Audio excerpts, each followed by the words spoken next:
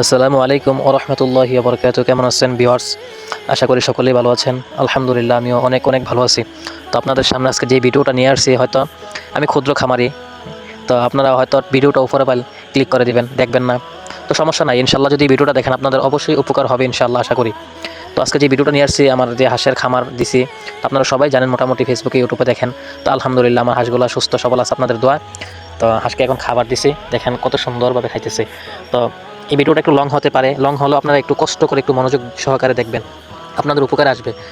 এই আপনারা যে মনে করতেছেন যে হাঁস দিয়ে লাভবান হওয়া যায় কিনা, তো আলহামদুলিল্লাহ আমি বলবো ব্যবসার মধ্যে লাভ লস আছে, এটা অবশ্যই এটা একটা প্রাণী, আমাদের মানুষেরও এক সেকেন্ডের ভরসা নেই। তো আলহামদুলিল্লাহ আল্লাহ পাক যদি চায় তো ইনশাল্লাহ অনেক কিছু করা যায় হাঁস দিয়ে। তো আমার এখানে চীনা হাঁসের বাচ্চা আছে প্রায় 40 থেকে 50টা।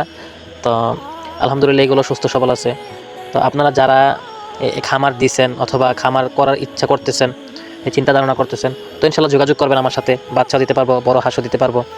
তো আপনারা পরিকল্পনা অনুযায়ী কাজ করে যান, ইনশাল্লাহ আমি আপনাদের পাশে অবশ্যই থাকবো, আল্লাহ পাক যদি চায়।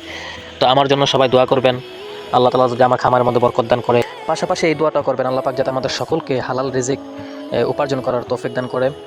আমরা চেষ্টা করব সমস্ত মানুষের সাথে যদি ভালো ব্যবহার, ভালো আচরণ করতে পারি, আল্লাহ পাক এটিয়ে দেখবে ইনশাল্লাহ। তো আমরা কেউ প্রতারণা করবো না। তো আমাদের জন্য সকলেই দোয়া করবেন, আল্লাহ পাক যাতে আমাদের খামারের মধ্যে বরকত দান করে। এই বলে আমার